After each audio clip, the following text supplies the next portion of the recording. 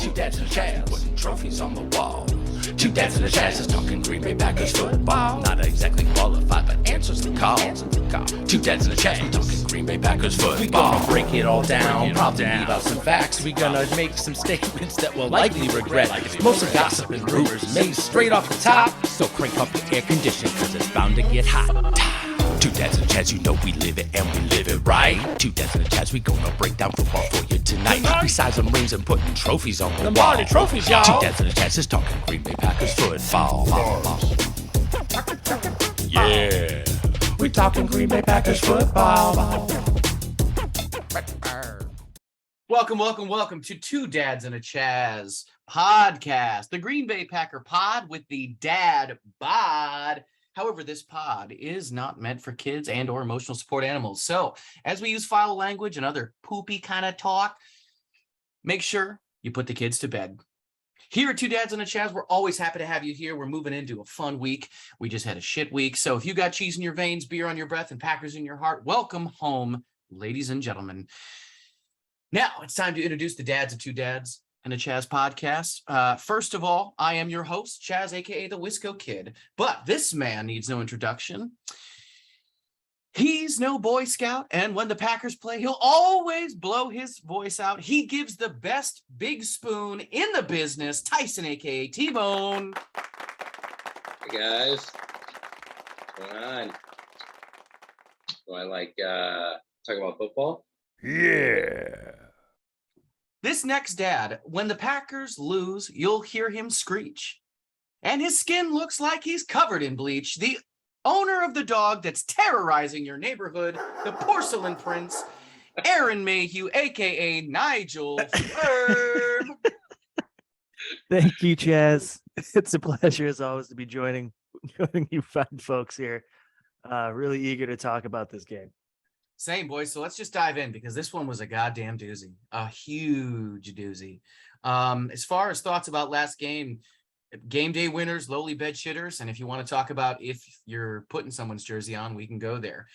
So initial thoughts of this game. I mean, first and foremost, I have to say that this felt like a make or break kind of game as far as like momentum for this season. And I think a lot of people felt kind of the same way, as if we could pull this one off, which was high marks if we could really get momentum going for our season.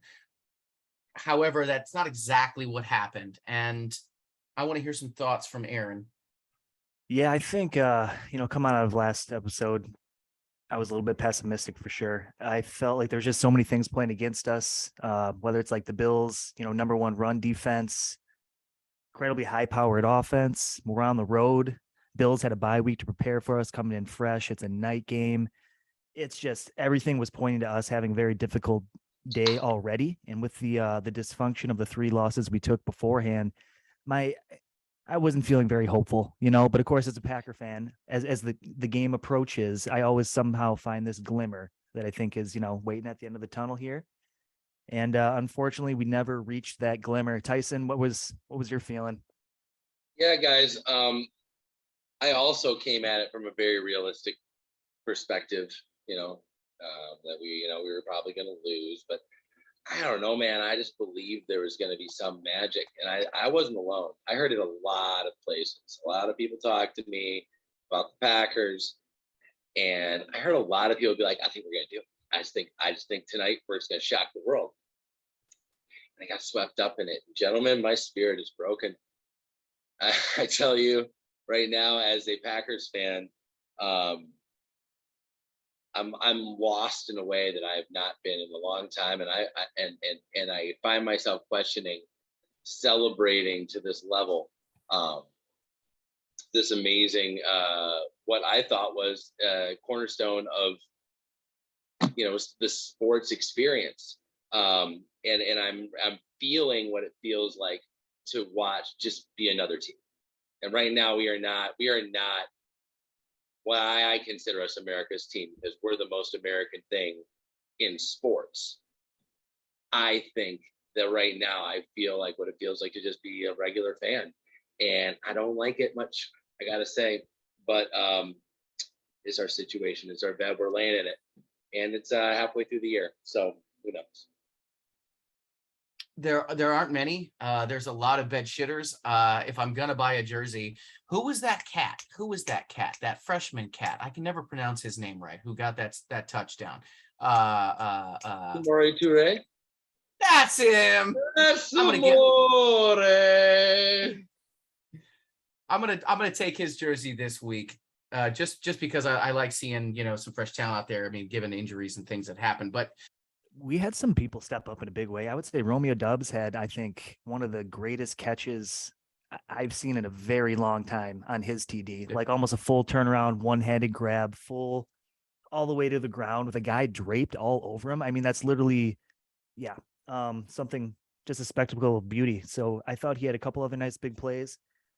Aaron Jones was a clear Yeah. winner that day. The guy stood out statistically, and just anybody with fucking eyes can see this guy is like a something special. Bed shitters, it just feels like such a harsh term, but dude, I had a couple more. Like Darnell Savage continues to stand out. There's at least 3 plays every game I watch where this guy he gives like a 15-yard something or other happen because of him specifically. Doesn't seem to know his role, seems very lost, athletically gifted, but I'm kind of at my wit's end with that guy in particular. And as far as jerseys, yeah, I'm going. Doesn't feel like a jersey week for me, boys. Got to be honest. Tyson. I'm not really wearing any jerseys right now either. I mean, it's not a celebration of some people are like, I've heard some people talk about the silver lining and and how we played with more aggression and some other bullshit. But to me, that's what it is. It's bullshit. I feel like I hear you. the eyes don't lie. And so for me, I will say that Quay Walker is my bed shitter of the week. Quay Walker, Jesus, what are you doing? Don't touch me. That's where we're at. Don't touch me. Don't touch me. He just freaks out. Don't touch me. You don't touch me either. That's a fucking. What are you doing? So you're losing. I mean, you can't. But don't touch me. Okay. I know, Tyson, at first, Don't I touch me. Brack over here. We got I was Brack hoping, and I was linebacker. hoping that somebody like attacked him on the sideline, and they show it in like slow motion, and he just loses it on this point. I lose it for no reason. Like somebody's like, excuse me, and he's like, fuck you, fuck you too. It's just like, nah, you're totally in the wrong at that situation. Folks, we're going to move into the second quarter breakdown of the Buffalo game using some special statistical. You got it? You good? Special statistical analysis. Aaron Mayhew, I'm going to throw it over to you, my friend. Thank you, Chaz. Thank you.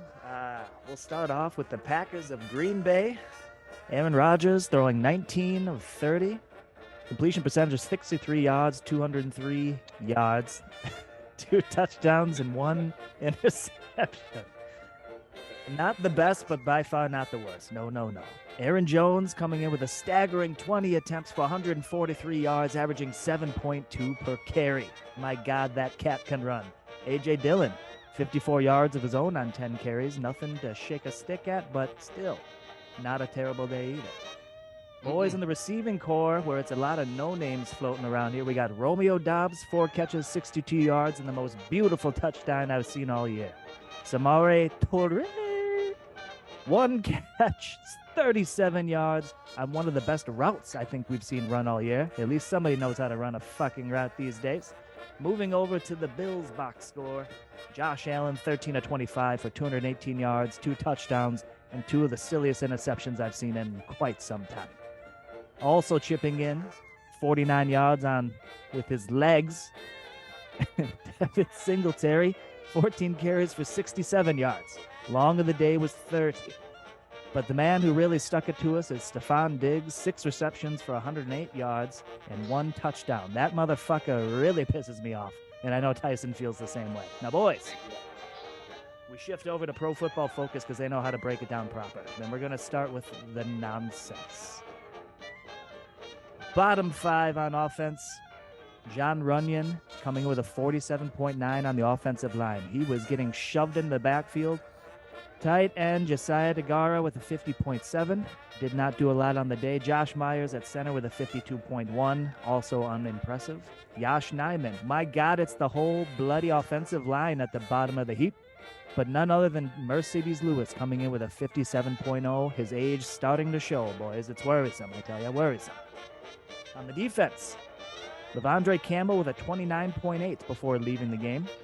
Missed 3 tackles and gave up 3 completions over only 23 snaps. Not what you like to see out of there. 29.8? Is that even possible? That's really low. It's real not good. Also on the board here, Razul Douglas with a 30. And Preston Smith, a little bit shocking with 43.0, but he had another couple of missed tackles and very little else going on all day. Now, the staggering stat here, boys, is Aaron Rodgers with his highest grade of the year of an 89.2. 3 throws of over 20 yards, which I didn't know he could actually do anymore. Didn't have a turnover-worthy play, except for the one that got batted in the air and picked off. And he averaged 7.5 yards per attempt and completed 72% of his passes from clean pockets. Also on offense, boys, David Bakhtiari. Wiggly leg David, as T-Bone likes to call him, with an 88.8. The man played outstanding on paper. Aaron Jones with an 85.1. Zach Tom, our boy, with a 73.2. Romeo Dobbs rounding it out with a 72.7. Now, what does this say, boys? What does it say? Tells a story that a couple of people had a decent day. But when you can't fucking add it up through the span of 4 quarters, you're going to continue to get your fucking brains beaten on the road. Back to you, Chaz. Thank you so much, Aaron. We're going to go to our first commercial break, ladies and gentlemen. We're going to come back talking about the breakdown of week 7. Well, when you need a little extra protein for game day, you need to get yourself some Bubba's Roadkill Jerky. Made organically with fair trade ingredients found right in your backyard and local highway system. Bubba's Roadkill Jerky comes in a variety of flavors, such as sweet and hot possum strips, chicory raccoon chunks, and my favorite, dill pickle deer nuggets. Oh, they're smoky. All smoked and fermented with Bubba's personal stamp of approval with customer satisfaction guaranteed. I tell you what. Bubba's Roadkill Jerky. Putting the irk in jerky. Welcome back to Two Dads and a Chaz podcast, ladies and gentlemen. We want to talk a little bit about the breakdown of week 7 against the Bills. Offense, defense, special teams. I mean, we are going to keep this one short and sweet, I hope. But, I mean, I saw a lot of issues, mainly with they were getting at Aaron. I mean, their offensive line was coming. We knew it was gonna. They were trying a little more drop snap, which was great, but we're still unable to get it out to our receivers. Our running game was it seemed 50-50 depending. On top of that, it seemed like we were trying to do some trickery. We were trying to do some kind of trickery, doing some flea flickers, doing some random kind of college setup bullshit, which might work 50% of the time. Other than that, Aaron, thoughts? Yeah, I'd like to begin as always in the trenches, Chaz, as you were kind of describing, where our offensive line trickles out onto the field to start the game, and we find out right before that Elton Jenkins is in fact out for the game.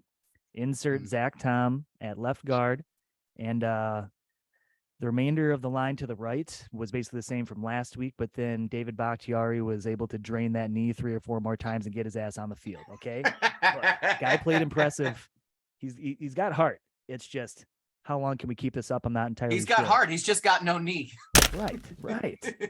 Now, from like the first snap on offense, man, they were getting after our guards, like shoving them in the backfield, getting to Aaron Rodgers before he could even have the ball in his hands almost at times. And I got it. My hat was off to their defensive line. Ed Oliver on the other side really kind of stood out. I know Jordan Phillips was like another one. They got some good guys on the outside, but it felt like the first couple of series that we just couldn't even kind of get any kind of coherency across the board. You know what I mean? You're right. I would say once we kind of the game continued, I think that actually they kind of got their footing a little bit more. Wasn't always beautiful by any means, but we started to run the ball, started to execute a little bit more, and A-Raj was able to kind of put a few things together. So offensive line was kind of where it started for me. Now we flipped the flip the script here over to the defensive line, and I felt like it was a lot of the same issues, just backwards. They're not a highly efficient running team, in my opinion, but Singletary, except like he was just kind of cutting through when he needed to. I feel like we barely touched Josh Allen at all. And I think they have a pretty formidable offensive line. Everything I was seeing was like, okay, this team knows what it's doing. Josh had time to basically put together what he wanted to. And I thought that's where we gave up both sides of the ball, Tyson. I thought it was a pretty difficult line day. What are you thinking? I was just completely underwhelmed. Like, I was just disappointed. Offensive line was getting destroyed. Defensive line was getting destroyed. We couldn't run any single play. I'm not surprised Aaron Rodgers had statistically an impressive day according to PFF, because it was a game where like the plays weren't going to work, so all you had to do was just run towards the open field. Which brings me to a scary realization that what Spooky. spooky indeed. Day after Halloween here, folks. But what if, just this crazy idea that they got Matt LaFleur in here and he had all this crazy trickery wickedy-doos all running all around with some guy running this way and misdirecting that way and all this stuff. And then Aaron Rodgers was like, hey, Devontae, just go to where no one's at. Just run to the open space. Doesn't matter what's going on. Just you see how everybody's running over there? You just go over there. I'll throw you the ball. We'll get touchdowns. And like, what if without Devontae Adams? What if without someone who's willing to just do that at any given moment? And we actually, because what I saw was a team that was doing what I asked. Let me see what it looks like when you run the plays. Rodgers, don't change anything. Just run the ball. So we saw what it's so like. If I understand, are you saying that like the reason Devontae was amazing for us was because literally no matter what the play was, it was just like he had like a secret pact of like, fucking just get open? Yeah. He was like, I know how to beat everyone off of a release the exact same way 100 times, and it always works.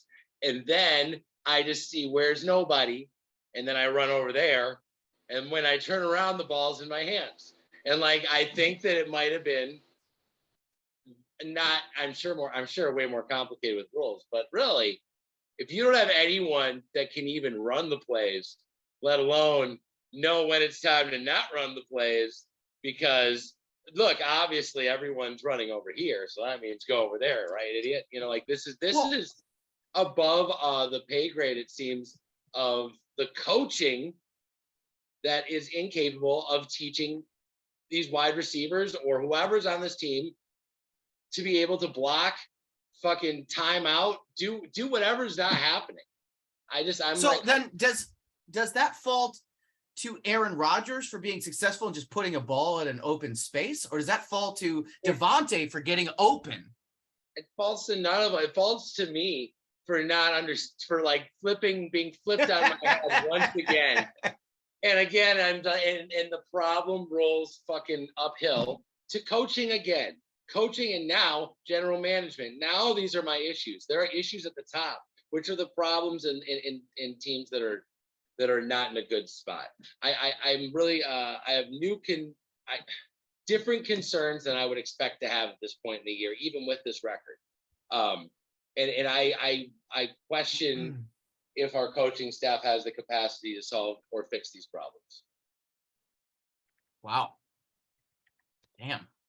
And I wonder if Devontae Adams and Aaron Rodgers really were hiding a level of ineptness that was like overwhelming, but it didn't matter because they could just shit it out. I don't believe that, but I'm starting to wonder. I think there's so many factors going on right now, Tyson. I think that's an important one. I know I come back to the offensive line a lot, but I feel like, man, what kind of consistency have we had here all fucking season? Whether it's like guys are injured that can't get on the field, we're swapping this guy for this guy. Royce Newman is in like 7 games way too long. Like, all offensive linemen want is to know who's going to be on their right and left so they can build some kind of like chemistry. And like every other year before, we've had a really good team in place. And even when guys did get hurt, we seem to kind of rotate in with like no real issue. I know we talked about this last week too, like Adam Stenovich, incredible offensive line coach. Since he was there, it was never an issue. If anything, it was a continued strength, regardless of who we kind of had. We promote him to offensive coordinator. And man, I think the struggles are starting to show across the board there. I think anytime you lose any coaching staff, it's always like a little bit difficult. But Nathaniel Hackett goes off to Denver. And then who was it? Like Getsy, I want to say. I think he's with Chicago now. Both two guys that clearly worked well with Aaron Rodgers and maybe just had a better perspective or asked better questions in the offensive playroom. Now we got a goddamn offensive line coach who got promoted from within, and Matt LaFleur trying to basically convince Rodgers to stick within the system. And I think all of that coming together with a wide receiving core that if everybody was 100% healthy, which is almost impossible, like maybe we could have achieved what we wanted to. And I think that was the idea. It's like we have speed. Like if Watkins is healthy, we should have never bet too much on that. But Christian Watson, I think, was going to be that guy. He just can't stay on the field at all. Randall Cobb was a good like security blanket for A-Rod, someone he trusted. He's gone. Al Lazard, same thing, gone. It's just week after week, it seems like one more thing we're trying to fix or recreate. And man, it's just a lot to try to turn around overnight. And I don't know if it's going to this season. I'm starting to really believe that this season is kind of done, and that we're gonna probably have some good moments. Too little, too late. What? And it'll be about development. And it is hard for me to watch. This is the worst part, guys. It's hard for me to watch good football right now. It hurts to watch good football. When I watch two really good teams executing at a high level, and it's like killer. I'm not like, man, this is so entertaining. I love this. I'm like, why can't I have that?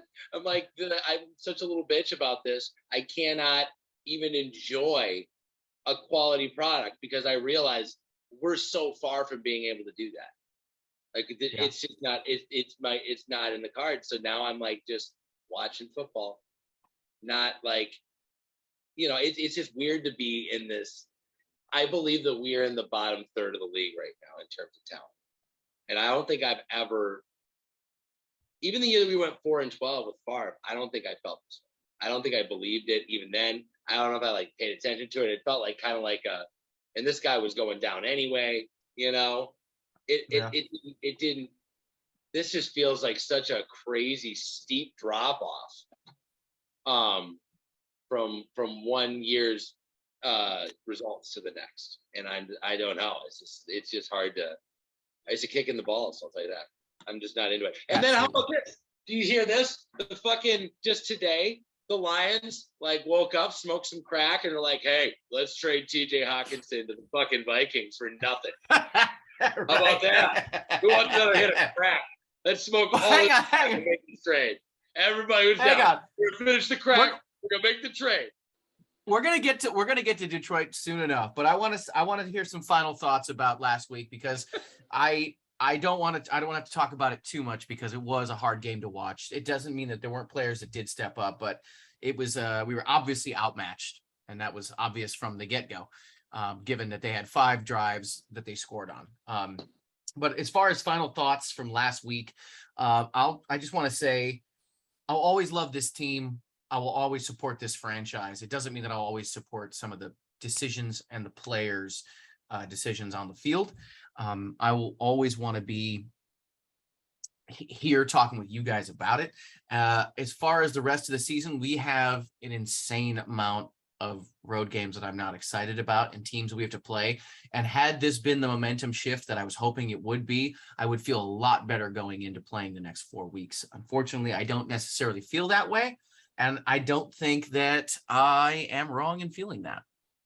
Yeah, I think I'm coming from the perspective of if this team, God, it would take something Herculean to turn this around, knowing the schedule that we still have to play. But I would love to see just 4 solid quarters of football where all 3 phases of the game aren't even necessarily elite, but they're not fucking losing it for it. You know what I mean? It's like defense, you fucking suck the first half. We give up 21, but then we're really good the second half. It's like, yeah, but the offense can't score 28 points right now. And offense, can you just stick to this blueprint you've laid out this last game in the second half where I know I felt like they were like allowing us to run the ball to a certain degree, but fucking stick to it and then let it kind of open up the passing game. A-Raj, you gotta just like, I could tell, man, all fucking game he was running what I think LaFleur wants to based on necessity, and he was fucking hating it until he drilled a couple of long TDs and he got that fucking smirk. He was liking it then. Stick within it, man. Special teams, just hold it together. And I wonder if we can make some noise here. You know what I mean? But yeah, I'm feeling pretty fucking pessimistic right now. And Tyson, to tag on what you were saying, I was watching Buffalo. This is a talented team top to bottom, and I couldn't stop thinking about like 2010. Like this looks to me like the Packers looked then. Players on every single level, a fucking quarterback that looks like an assassin. Like that guy doesn't look like he thinks about fucking anything but football. I was very impressed with him. A couple of crazy fucking interceptions, but he's like a goddamn goldfish too. Throw an interception, I don't fucking care. I'll come back and score like 14 more points anyway. I'm on fucking trucker speed, son. So I just feel like it's passed us by, guys. I feel a little scared that the window is actually closed, but it's not closed yet. Getting rid of the energy of the Buffalo Bills and their crackhead fucking quarterback. And we're going to go on to the Detroit Lions. So I know first and foremost, as far as game planning for Detroit, the guy that I want to go to first and foremost, because I know he's got an opinion about it. I don't even have to say his name. You can just go ahead and take it. So what you're gonna want to do is you're gonna want to stay away from the water when you're playing the Lions, okay? Because everybody knows the Lions famous for just swimming with you for a while in the water, just swimming, just treading water, just you're like, hey, this lion, we're out here, we're hanging out, but then you get tired, and then that lion, he drowns you, right? Famously drowns its victims. That's how lions kill.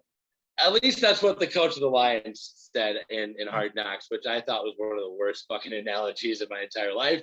This guy seems like brain damage. If it was like an action figure, it would be the head coach of the Detroit Lions. He calls them man, and he cries a lot. It seems like they are really emotionally unstable in Detroit.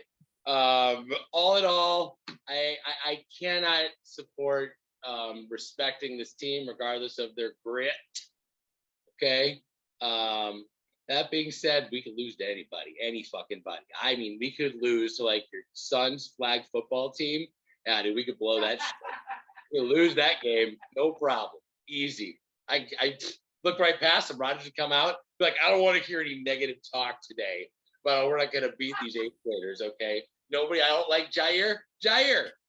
I don't like if saying if I get beat that I should quit. I don't like that. All right, here we go. Everyone cheer up. Positive attitudes.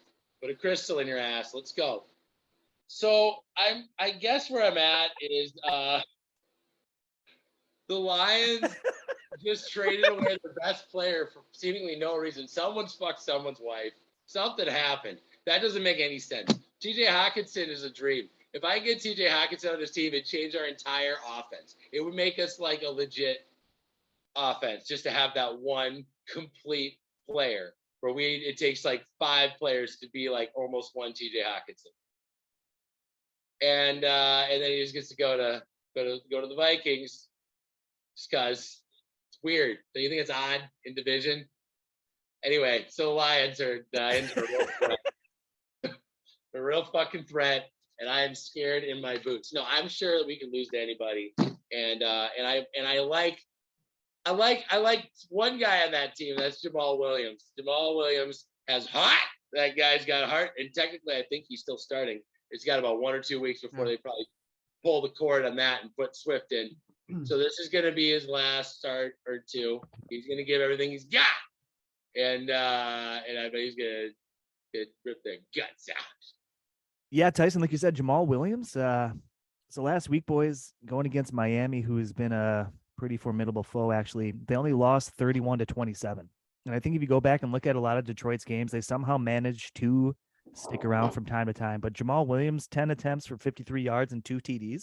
He's been solid since coming over to Detroit. He is like one of like the bright points, like Tyson said. TJ Hawkinson will cross him off the list here, though he was their leading receiver scorer in all categories.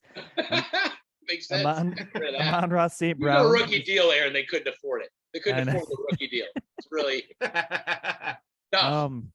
At receiver, Amon-Ra St. Brown, who was a standout rookie last year, has been a little bit of a down year with some injuries, but he's still very much a decent receiver. But it's not a long list of talent on offense, boys. We got Jared Goff, quarterbacking this team. He's going to lead you to mediocrity at best. So on defense too, I wouldn't count him out, Aaron. You never know. We made every worst quarterback look great. I think Jared Goff's going to have a calendar shoot at the end of this fucking game. By the way, we've played against the worst fucking quarterbacks in the league. I'm just saying. I mean, I can't disagree with him because I picked up Tyler Heineke for fantasy immediately after he played us because he looked fucking fantastic. Yeah, dude, we're like a speed shot for every other quarterback. But go ahead. I'm sorry.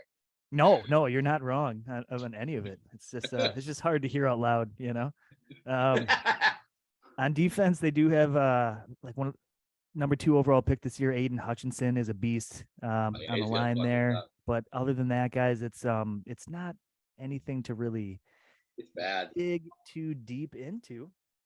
They have a pretty bad defense. Quintus Cephas is probably going to put up like 180 yards.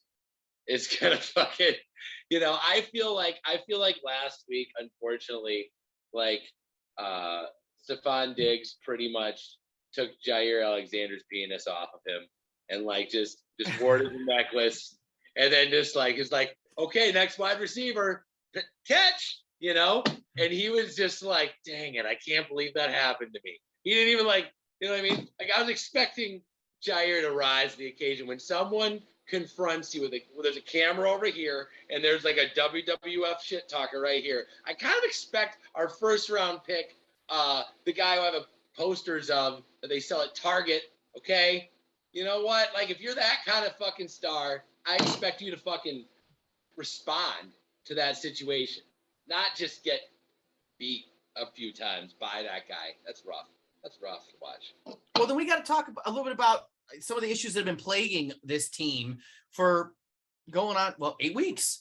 I mean, issues with converting on third down or fourth down.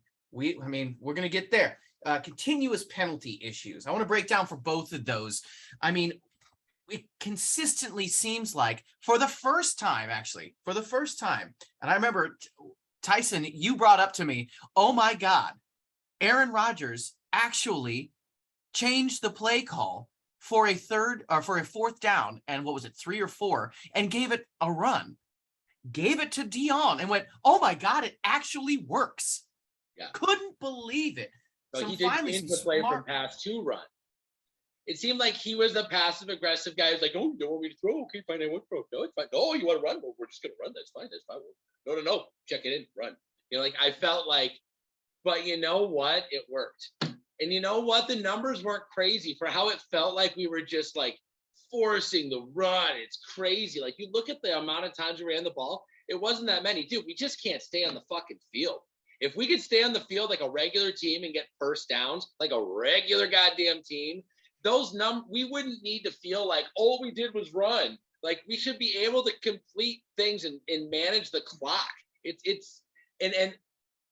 I was also very dismayed at the end of the game when Collinsworth and Tariquio slipped up for a second and kind of let it out this team fucking sucks. I got to be honest. We see a lot of football teams. We hear what they say. These guys are full of shit. Okay. I heard the meetings. I heard what they said. I'm looking at what I'm doing. They can't even fucking get up with the last 45 seconds. This team's dog shit. They didn't say that, but that's what I heard. And I was like, I can't believe they're telling the truth right now. This team is dog shit. Right here, right? They're just saying it. And it was hard to hear. Yeah, I do think on that final drive too, that's everybody was that game was kind of close. I'm like, yeah, all we needed was a 55-yard field goal, an onside kick recovered, and then a touchdown to stand at 40. That's not hope. That's a fucking miracle. Oh my God. And that's the thing. You could hear the announcers do it because they'll never write him off. They're never going to write Aaron Rodgers off, no matter what the fucking score is with a 2-minute drill. They're always like, well, I've seen him do it once before on his 34th birthday. After his grandmother died, he threw a 187,000-yard touchdown Hail Mary to win the game in overtime. But expectations aside, it's just at a certain point, just shoot me in the fucking head. I mean, even like Romo and fucking, they'll be like, you're taking a lot of time here, Jim. Taking a lot of time. Like they're not going to be like, this team is no good. Look at them. They can't even get to the line in this situation. It's just like, it was hard to hear people that absolutely know this game in and out. Just fucking. Well, let's say that touchdown, Mayhew, I know you wanted to talk about it. That Bobby Tani touchdown was actually legit, and we didn't have a penalty that called the whole thing back. Where does that even leave us at that point? We still end up losing that game. Yeah, I felt that put us in a I mean, that was like a momentum thing too. You know what I mean? I think that would have put us within a 2-score game. The penalty itself, I feel, I'm not sure if I'm blinded as a Packer fan, and I think he just had, I mean, he's like twice as big as the guy in full momentum. He gave him like a little bit of shove, but they were handsy during the entire route basically. And I thought Donnie just did like a little push off normal football move, and the flag comes out immediately. It didn't seem egregious, and it's just always in the most inopportune moments with this team, like the penalties, like the Quay Walker thing. It's just man, that completely screwed us over in that moment too. Every time we have a decent run, it's wait, no, holding, let's bring it back. Just every single game.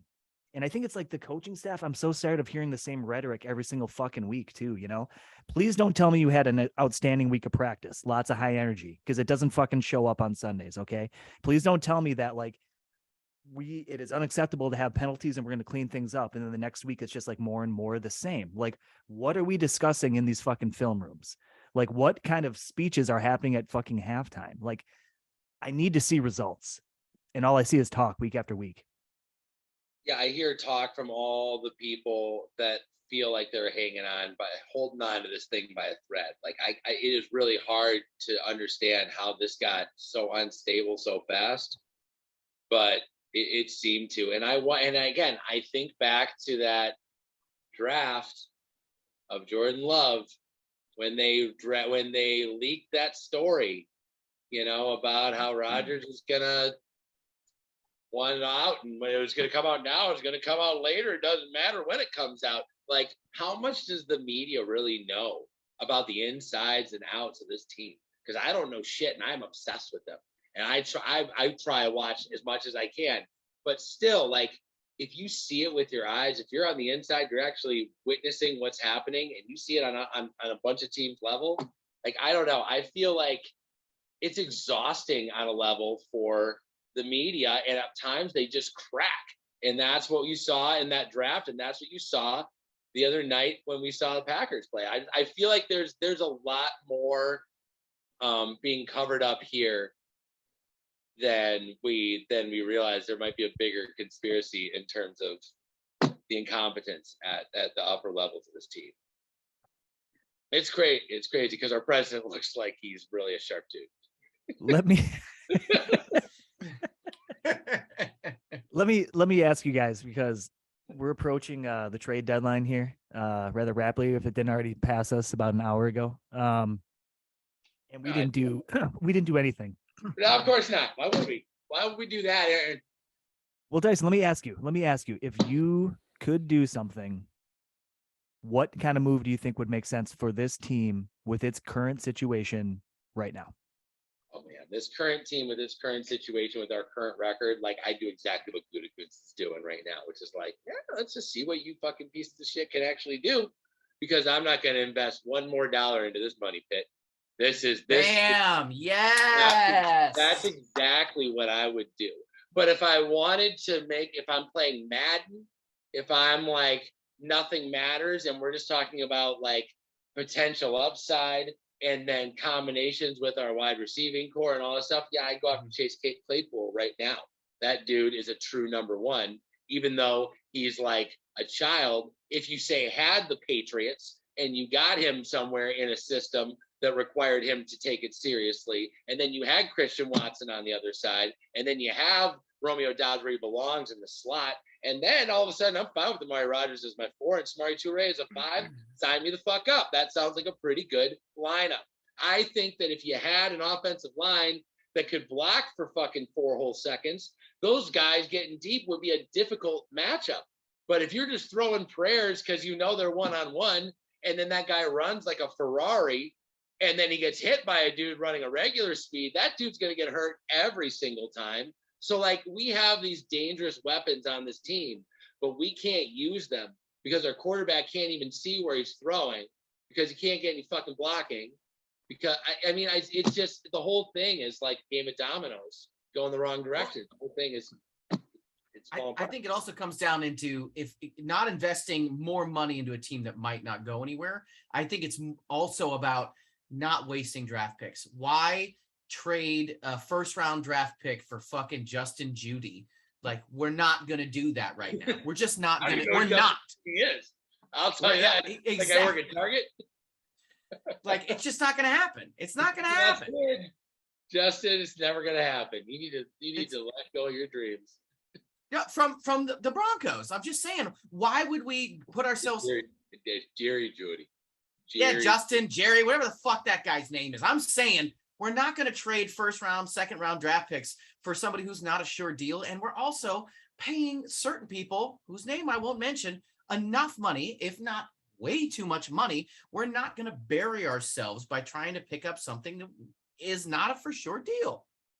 Yeah, we fucked ourselves is what you're just telling me. And you're right. We did waste all of our money on Bakhtiari, Aaron Rodgers, and Aaron Jones, because we put it all into 3 fucking players.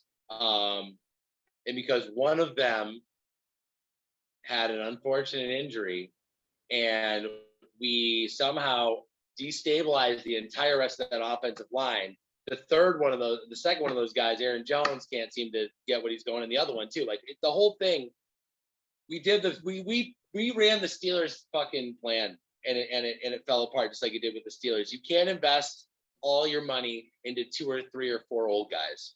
If you do that, and then the 2 or 3 or 4 old guys, get hurt, like what happens to humans when they play this game for a long time, and you give them guaranteed contract, well, now you're in a situation where you need to have like a rookie team for like, I don't know, a half a decade to catch up financially. And that is the situation we put ourselves in due to that draft with Jordan Love, with Aaron Rodgers having a hissy fit. That was the moment where we could have been like, yeah, you know what? You're right. This guy's a fucking cock, and we could have traded him. But instead, we caved and we gave him everything. And we say, what would you like, Aaron? And this is where we're at.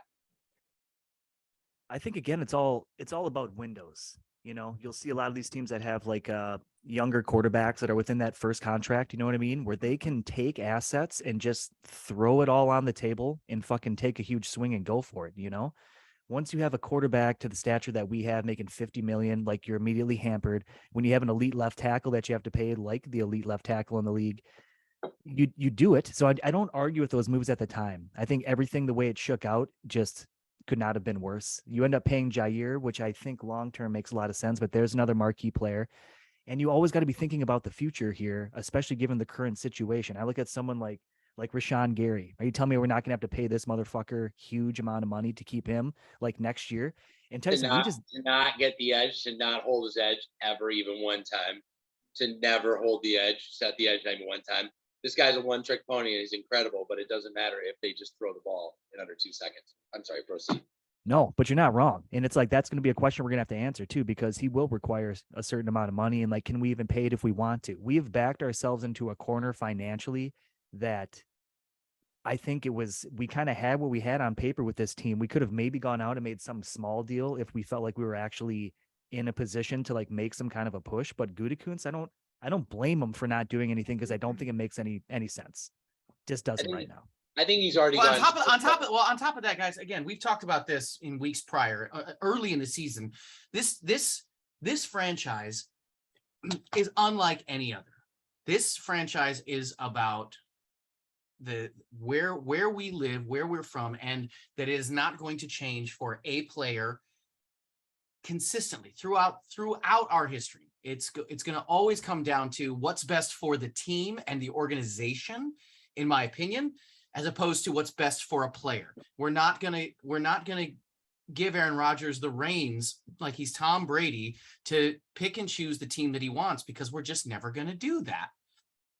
Tyson, Chaz, let me ask you this. So Tyson, like you said, we study this team like way more than we should. And we know like this roster from the offseason working its way through the draft and all that. You, me, Chaz, the conversations we were having going in, did you not feel like this was going to be an incredible year, that we had the resources we needed to, the offensive line was going to come together, receiving core was fine, with 2 incredible running backs, and then a defense that was going to be elite? Like, was that not the momentum we were working with, right? Not even working with, promised. Guys, It was laid out to be. I was so sure of it, and I was so sure that I wanted to rub it in the face of the people that were like putting this all on Devontae, and when he leaves, we got nothing. And like, oh man, how can you let Devontae walk? I'm like, that's such a like stupid angle. Do you understand the whole complex of what's going on here? And like, the guys who want to play here either way. Like, I was so sure that this draft was so good, and I was so sold that I took this season more serious than ever. We got serious enough for us to put together a podcast to kind of document the beginning of this amazing new era. And boy, this is not what I expected to be in this kind of new era. And for them to be documenting 3 beyond generous, I'd say, super fans who dedicate a lot of time, energy, and money to this thing. You know, that for us to all be in this position is honestly more historic than for us to go with another 13-3 season and then fuck it up in the playoffs. I mean, this is the moon landing for us. This is a big fucking deal. We have not been this team. I don't remember ever in my Packers fandom, and I've been watching a long time. I don't remember Magic Man, okay, and before. I remember the Brett Favre to now, and there was always hope. And right now, I'm like, whoo! I don't see it, guys. I don't see it. I feel you. Just to kind of bring it back there, I guess I think a lot of people out there are saying that there's no talent on this team and like really questioning Goody and all these things. And I think, me personally, people need to back the fuck off. It's like things are not coming together well. He didn't make a move at the deadline for, I think, reasons that seem obvious to me. I think this coaching staff and these players need to fucking figure it out, because I believe with my heart that there is enough here to make it work a lot better than it is. Like Super Bowl caliber, maybe not, but they got to figure it out and in a hurry. I mean, you want to talk about contracts. Allen Lazard was sold to us as a number 1 in this offseason. He came in, he has a sick new mustache. He's been working out. He's been running routes, getting his fucking sweet look. He's like, damn, dude, maybe this guy is a number 1. He's making big, we got these rookies that are doing great things. But the reality is that he needed to be a number 1. This needed to be a big year for him. He gambled on himself, and it's not working out. So guess what? Allen Lazard's going to probably move on, and he's not going to get a big payday for it. And that writing's on the wall, and that's kicking him right in the balls every single day of his life. That A, he's not on the field, and B, we're not winning, right? So he's not part of a winning culture, and that's a problem, right?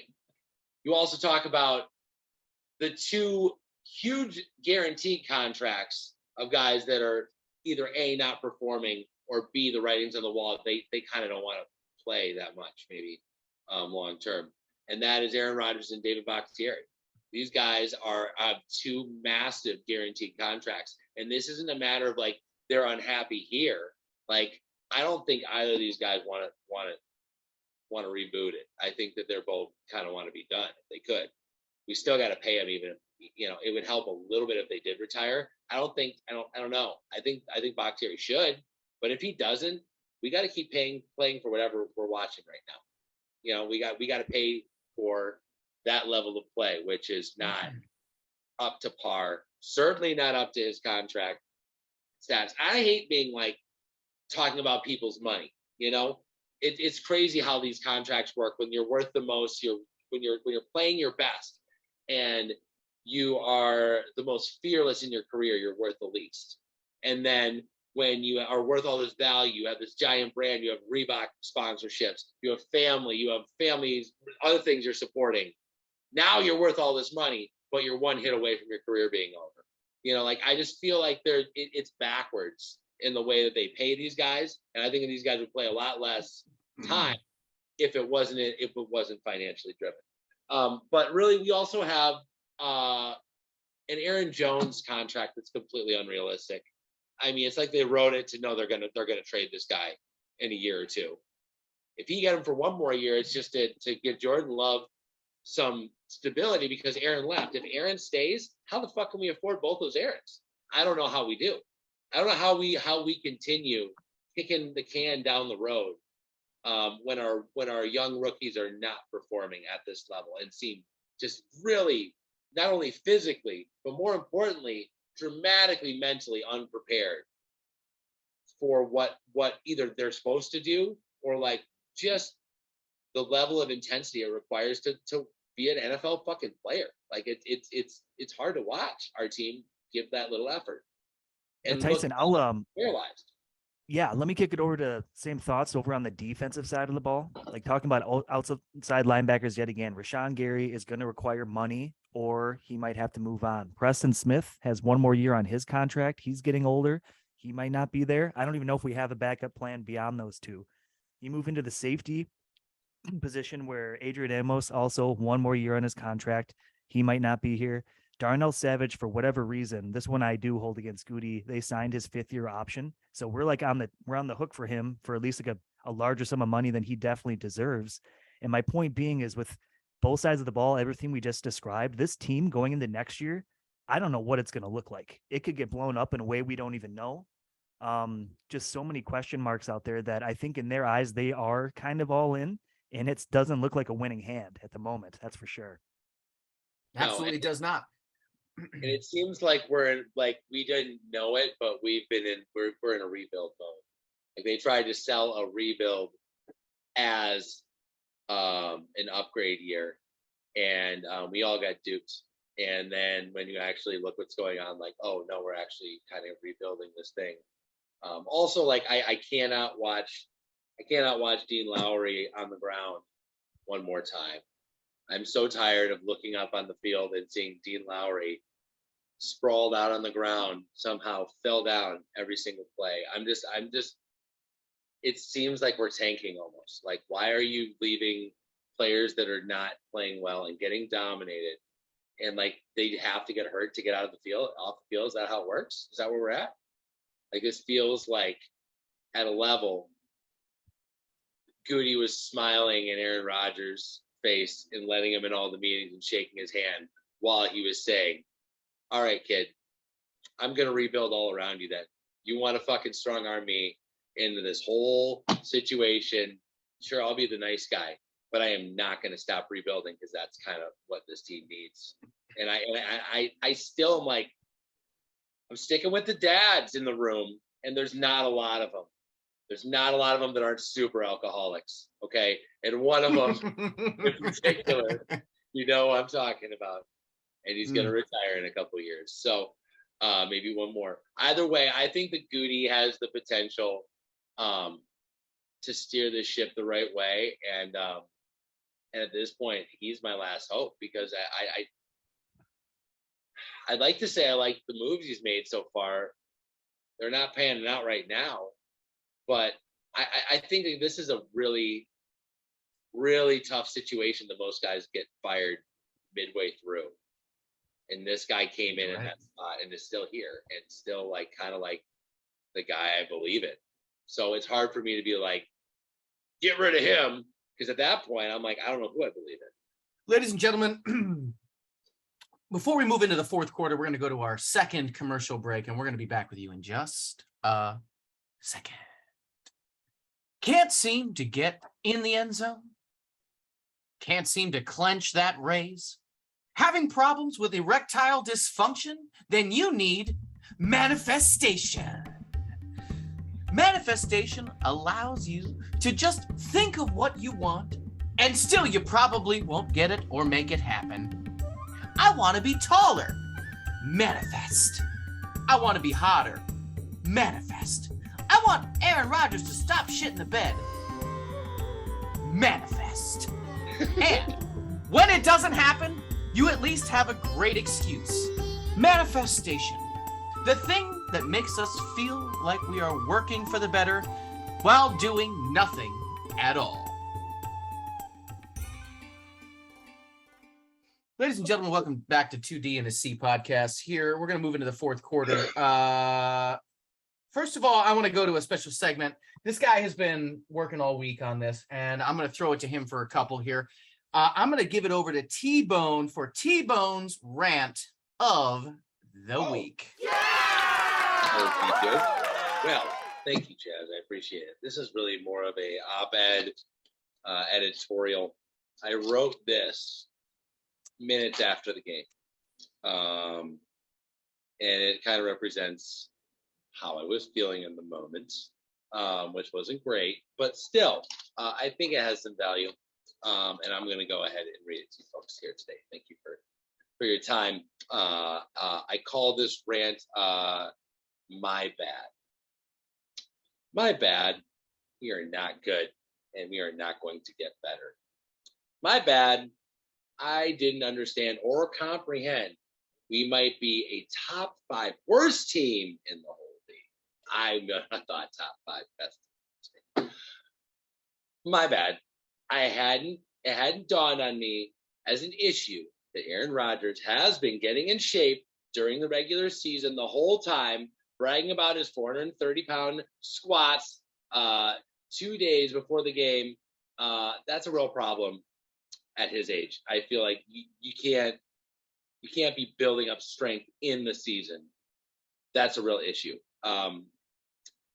My bad for acknowledging that this year, right now, at the quarterback position, for real folks, Justin Fields is a more challenging threat to game plan for than Aaron Rodgers. Fields can run, and it turns out it's very doable to put together a defensive game plan to make sure Rodgers can't and won't even try to throw the ball. As much as Justin Fields is not on a good team and is not a good quarterback, if I'm a defense at this point, I think I'd rather see the Packers, and that's a problem. My bad for assuming that the Lions are beneath us and that we are better than them. We are not. We can lose to anyone. My bad for focusing on a 13-3 record and a fancy misdirection offense scheme and back-to-back MVPs, and I failed to recognize the devastating reality that the league figured out and moved past our brilliant coach LaFleur. Turns out when the street performers put the ball under the 3 cups and move them around, if instead of trying to guess which cup the ball is under, you say just punch the dude in the face real quick, you win most of the time, nearly every single time. My bad. We are currently running a 5-year-old Friends of Sean McVay trend offense that's been dissected, copied, and adopted by nearly every offense in the NFL, executed by a rapidly deteriorating quarterback who has such little confidence in his protective assignments that we can't even get the playoff in time due to his constant fear conducting and insistent buzzer-beating bullshit. I'm sorry, guys. My bad for assuming Mike McCarthy wouldn't do better. Are you kidding me? Are you telling me with this roster, Mike McCarthy couldn't do better? Really? Wide receiver depth? Really? Okay. Because I remember a 5-game run with Jeff Janis, who apparently can't even fucking read, and Jared Abadaris, who required so much Toradol that his lips turned blue to squeak out a 6-game career. McCarthy could get far below average leftovers to compete with even win in playoff games. But to ask us to properly use these guys who you hand chose, drafted, bragged up since minicamp, baffles your brilliant mind, Coach LaFleur. That's frustrating. You can't even figure out how to scheme open these clear speed mismatched, athletically gifted, standout rookies. My bad for hitting me like a ton of bricks when Collinsworth and Tirico let down their guard for a second and confessed that it is clear as day this team is a dumpster fire tormented by its own shadow. Wow. We thought the problem was just we couldn't take adversity or overcome a bad start. Turns out the biggest problem is that we are the last to realize the game has currently passed us by, and our adaptability past our once brilliant scheme fails beyond recognition. And we're in a position now that I feel like I don't know where we're heading, and it's hard to watch, and I will never stop. But I tell you, folks, if you came here for hope, this ain't the podcast for me. And I hate to do that to you folks because I'm a real guy. I keep fucking real a lot of the time, okay? And this is one of the times I'm gonna tell you, this is a fucking problem, guys. This isn't a trend. This isn't some bullshit. This isn't one person's fault. This is a major issue. And we got to get it fixed. And I don't know how. Aaron, how are we going to close out the show? Well, Tyson, first off, beautiful rant, very well constructed and put together. We're having a few technical difficulties here where our front man has actually gotten kicked off the show. So we're kind of rounding out the fourth quarter into the final minute here, where we generally like to throw a couple of predictions into play here.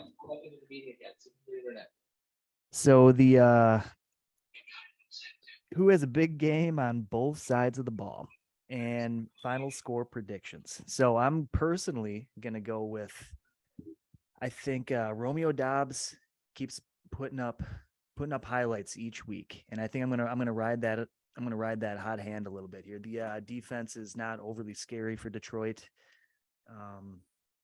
And I think he could have a big game. And then defensively, I think I'm going to see a big game from Quay Walker. I think that guy, Tyson, I'm not sure if you saw like the interview in the locker room. They were asking him the questions post game. He just basically said everything you're supposed to say as a professional, got like a little bit teary-eyed and got out of there. For a rookie to have to walk off the field and leave his team and sit, I can only imagine. So I think he gets his head straight in a real big way, comes out and lights him up. I think despite being on the road and the turmoil we're going through, I do think we win this game. Still find it to be close. I'm going to call it Packers 27, Detroit 24. Tyson, your thoughts? Guys, as much as I've been a lot of doom and gloom, oh yeah, baby. But as much as I've been doom and gloom here tonight, I've been giving you your medicine here. I have to believe that there's some spine left in this team. And I have to believe that 48 to 72 hour crack binge that the Lions took just hours ago. I'm sure they're deep in it right now. I'm sure that they are deep in it. They're listening to some weird music. Shirts are coming off. People are starting to like get injuries and not noticing it. It's a full on binge. I could see them not coming out ready to play for some reason. And I think the Packers are going to win 17-12. It's not going to be pretty. It's not going to be a lot of highlights. But we're going to win this game. But I don't think it's going to mean a lot. Jazzy, what do you think? Welcome back. Well, as far as I think, I'm hoping that this one's going to be the one that kind of kicks us back to life a little bit. I'm going to go out there and say I would love a 97-2 for the Packers. Going old school, just seeing if we can actually pull it off. We've been really good on these predictions, so I mean that's a bold move because our average is really good right now. I'm going big, or I'm going home, and either way, I'm at home anyway. So, yeah, fuck it. You're coming here at some point, though, in December, right? Yeah, working my way to get up there, boys. I'm really trying to make it happen. I got to make a couple of moves first, and then I'll be back home. And then, ladies and gentlemen, you'll get to see a podcast with hopefully all of us in that garage all together. So, in the Mecca. You know, guys, we still got the Bucks. And don't forget, the Wisconsin sports is still alive and well. Like, let's not get caught up in the fact, like, 2/3 of our passions suck right now, okay? we have to remember that we are the ones that are driving the bus of fandom, and we can bring this thing back. And all we need is a little kindling, and this can of gasoline's ready to light. It's ready to burn this whole fucking country down. Ladies and gentlemen, we like to end the podcast right and the same way every week. We like to give a hashtag against our rival. This week we are playing the Detroit Lions. And I want to say right now, on a 3, 2, 1, hashtag fuck the Lions. A 3, Fuck the Lions! a 1, hashtag Hashtag fuck fuck the Lions. Lions. Fuck the Lions! Two dads in a chaz, putting trophies on the wall. Two dads in a chaz is talking Green Bay Packers football. Not exactly qualified, but answers the call. Two dads in a chaz, talking Green Bay Packers football.